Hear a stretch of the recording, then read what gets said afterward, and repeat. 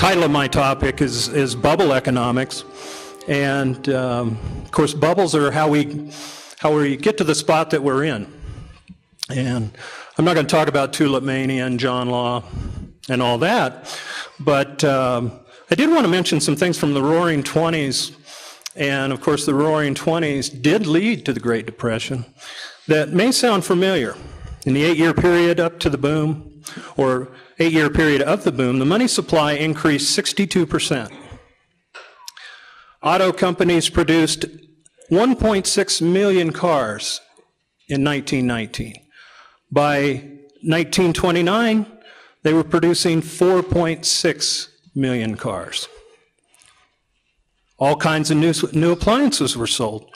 Refrigerators, phonographs, electric irons, toasters, vacuum cleaners, all kinds of new gadgets, just like we have today. More and more leisure activities, more hotels were built, more roadside diners. There was an explosion of movie theaters and development in Hollywood. Professional sports became a big business in the Roaring '20s. Skyscrapers such as the Chrysler Building and the Empire State Building were started during the Roaring '20s. There was a speculative boom in Florida real estate. The stock market boomed. Hoover promised a chicken in every pot. I don't know what Obama's going to, maybe he's going to promise pot in every kitchen or something. I don't know.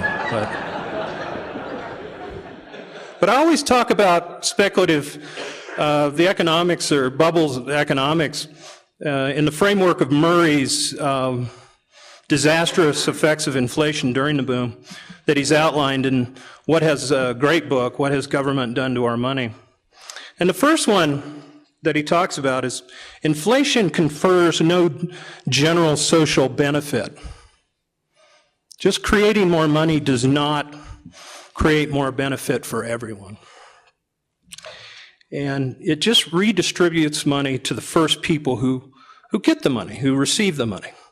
And just as the money supply grew 62% during the Roaring '20s, M2 has increased 11-fold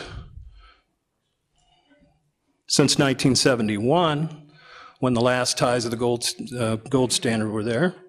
And the money supply has doubled since 1998. So we have a similar expansion in the money supply just like we had during the '20s. And of course, it's been one series of bubbles after another. We get a tech bubble, we get a real estate bubble. It's what Bill Fleckenstein calls Operation Enduring Bubble. And they're still at it, of course. But Mises had this great quote in Human Action: "The boom produces impoverishment, but still more disastrous are the moral ravages. It makes people despondent and dispirited. The more optimistic they were under the illusory prosperity of the boom, the greater is their despair and their feeling of frustration. The individual is always ready to ascribe his good luck to his own efficiency and to take it as a well-deserved reward for his talent, application, and probity. But reverses of fortune he always charges to other people, and most of all to the absurdity of social and political institutions. He does not blame the authorities for having fostered the boom. He reviles them for the inevitable collapse." And that's exactly what people are doing today. They're blaming Wall Street. Everybody was smart when their homes were doubling in value. Everybody was smart to pick those stocks in their 401k plans. But now all of a sudden it's Wall Street's fault. But a great story comes out of, and I'm going to mention Las Vegas a lot, because I spent 22 years there. And as you may have noticed from my bio, I was in the banking business. So that means I was probably somewhat in the bubble business myself. But there was a couple in Las Vegas. The gentleman was a painter, and his wife was a hairdresser. And one day, a lady came in to get her hair done. And the hairdresser says, gee, this was 2004. I mean, it just couldn't be rocking any better for real estate in Vegas than 2004. So the hairdresser says, I'm really interested in getting into real estate. Well, the woman getting her hair done says, boy, I got the person for you. My husband's a realtor. He's a mortgage broker. He can find you tenants. He can do the whole thing, soup to nuts. So the painter and the hairdresser had a combined income of $60,000. But they felt at the time that they must be sophisticated enough to buy 7 homes with no money down. Because, of course, the guy who was the real estate salesman and the mortgage broker could find him a no money down loan. Not only could he find 1 no money down loan, he could find 7 no money down loans. And it just so happened that the guy's wife, who was the original woman getting her hair done, was a mortgage loan processor. So it was really a one-stop shop. So the painter and the hairdresser buy the 7 houses. And of course, the real estate broker says, you've made a great investment, because right now, based on my calculations, where real estate's going to go in Las Vegas, you're going to have equity within 5 years in your homes of $1.3 million. Now, that's pretty heady stuff. Well, you kind of know how this turns out, right? All of a sudden, our very sophisticated hairdresser and painter, and I think a house painter. It's not like the guy was Picasso or anything. They were very sophisticated when they took on this debt, which is actually $2.6 million, by the way. The monthly payment was $5,772. So if you take their $60,000, divide by 12, you get $5,000. So their payments were more than their gross income between the two of them.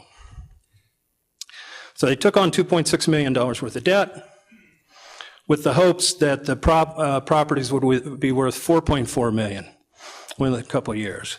Now, that assumption meant at the time that the price per square foot of those 7 homes had to grow to $286 per square foot. Now, those homes in Vegas today, I can tell you, would be selling for less than $86 a square foot.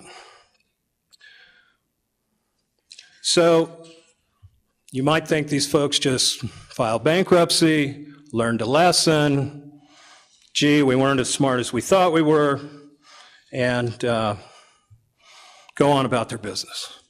No, they sued. They sued the realtor, who was, of course, the mortgage broker, whose wife was the mortgage loan processor, and so on and so forth. So, that's what happens in a boom. It's when it's going good, everything is our doing. We feel real smart. I know this for a fact. I mean, when all your loans you're making are getting paid off, you're real smart, and everybody's telling you you're real smart.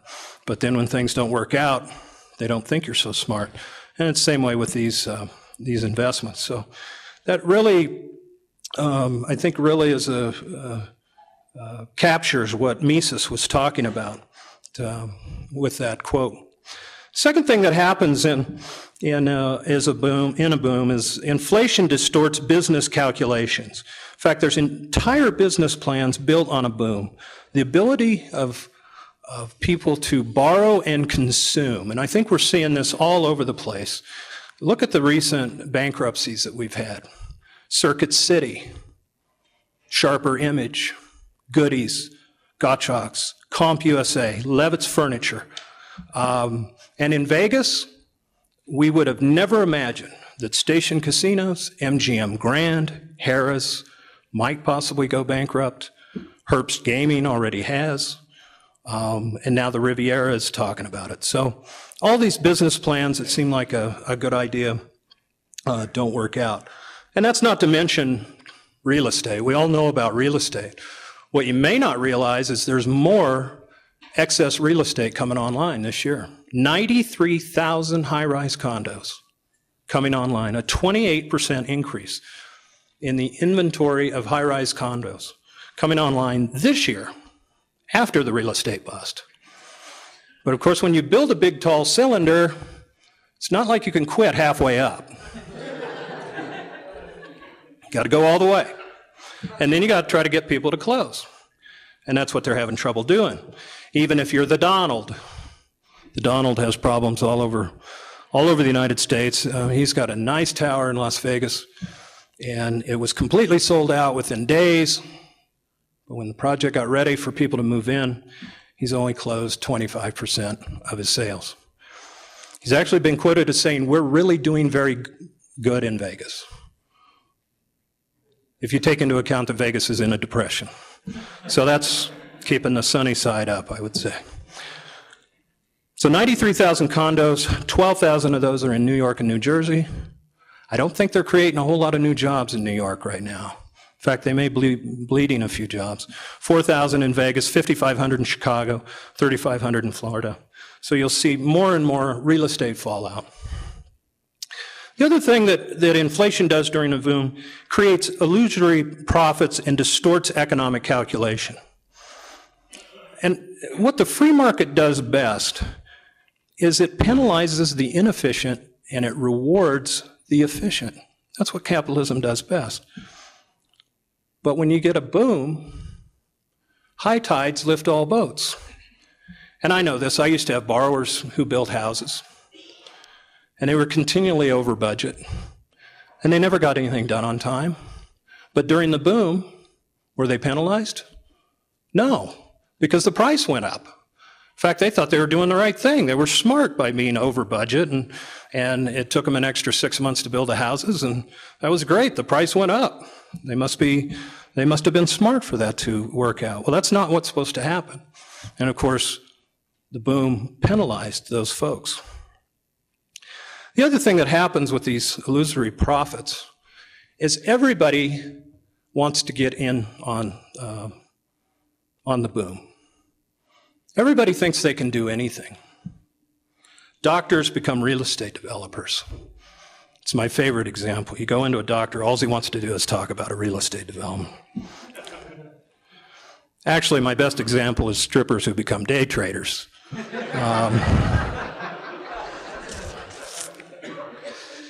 Yeah, I used to take a lot of stock tips from strippers.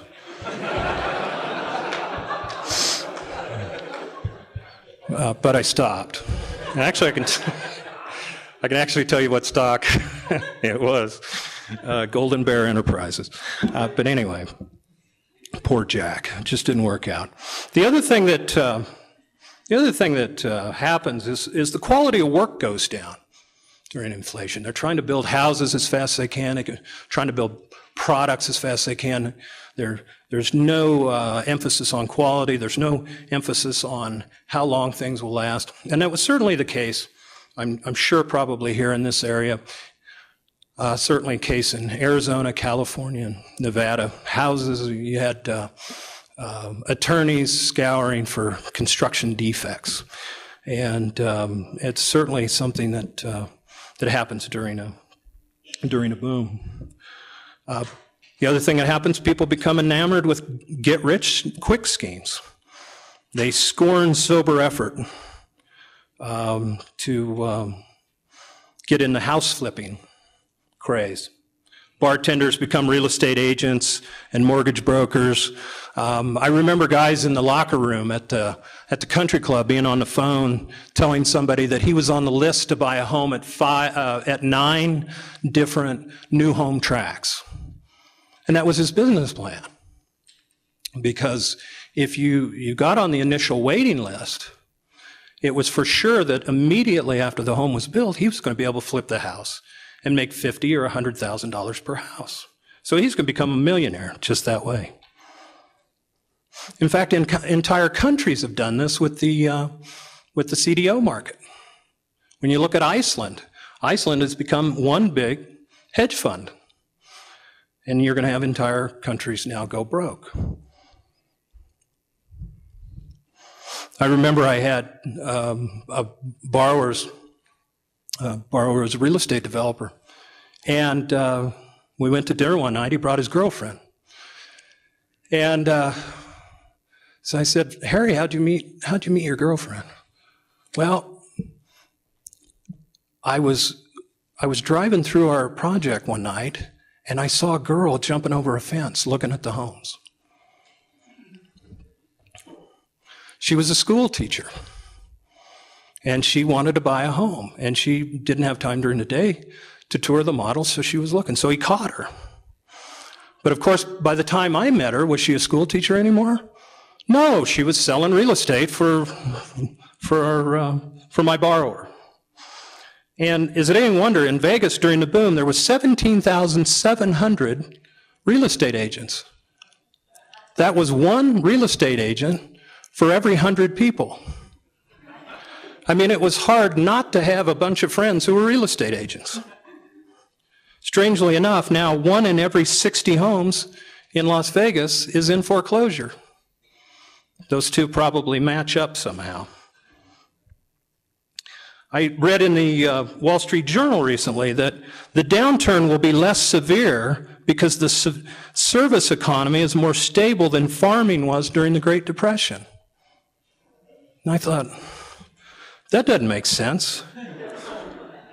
So that means all the masseuses and blackjack dealers are more likely to keep their job than farmers? People that grow food? It seems crazy, but that's what people are talking about.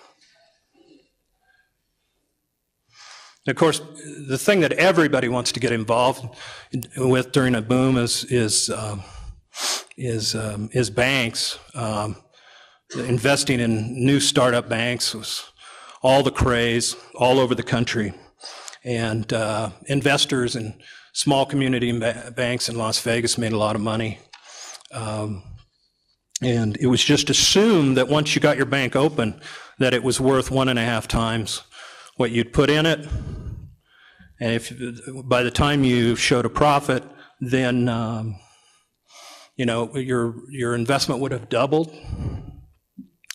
And so by 2005, 2006, there were 17 new banks in Nevada seeking regulatory approval. There was 50 in California. In fact, I remember being in Phoenix, Arizona on a business trip, and I stumbled on an ad in the Business Journal that said, "Start your own bank."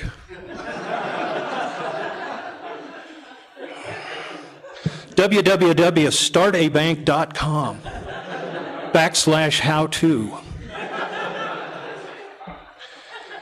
And of course, you should say, well, why didn't you run away screaming at that point? Well, it's another story. The other thing that happens is inflationary booms penalize thrift and it encourages debt. And my favorite story about this is a guy named Scott Coles, who was a hard money lender in Phoenix, Arizona. And he had a huge operation that he had inherited from his father. And what hard money lenders do is not the hard money that this audience would understand, gold and silver and that kind of thing. Hard money is lending money that investors have actually saved to real estate developers. So when they can't get bank financing. And so they can generally charge 10% or 11% or 12% or 15% for these loans. So the banks may be a lot cheaper, but the hard money lenders are a lot easier to get along with or whatever, and that's the business this guy was in. And Phoenix real estate was so overheated that people were borrowing on their home credit lines at 5% so they could turn around and lend hard money at 10% to play the arbitrage. Of course, this all didn't work out. These projects didn't get done. The loans didn't get paid back. And unfortunately, Mr. Coles committed suicide. But I think the most instructive quote that came out of this was an elderly woman who lost her home because of all this. But she said, I think the problem is greed. We're all greedy. We've heard about greed so far today. It's a problem, the reason for all our ills. I think she probably had this right in the sense that that's why my money was there, because he paid 10% instead of 4% at the bank. And that's what happens when the government debases money. They lower interest rates. People are retired. Their costs are going up over time, but their interest that they earn is not going up. They have to take more risk. And if some flashy salesman says, I can pay you 10%, and it's good, solid Arizona real estate, then they take the plunge. Inflation also lowers the general standard of living. In the very course of creating a tinsel atmosphere of prosperity, people have to work harder. You have two-income families just to keep up. We all think we're doing better. We're buying more stuff. We're buying bigger houses to put our stuff in, but we're really not any more prosperous. And that's what inflation does during a boom. Mises had another great quote. It said, if the crisis were ruthlessly permitted to run its course, bring about the destruction of enterprises which were unable to meet their obligations, then all entrepreneurs, not only banks, but also other businesses, would exhibit more caution in granting and using credit in the future.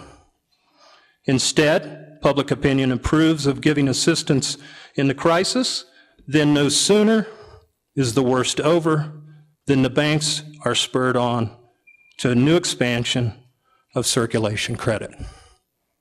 And that's where we are today. That's exactly what the Obama administration is and Bernanke at the Fed are trying to do.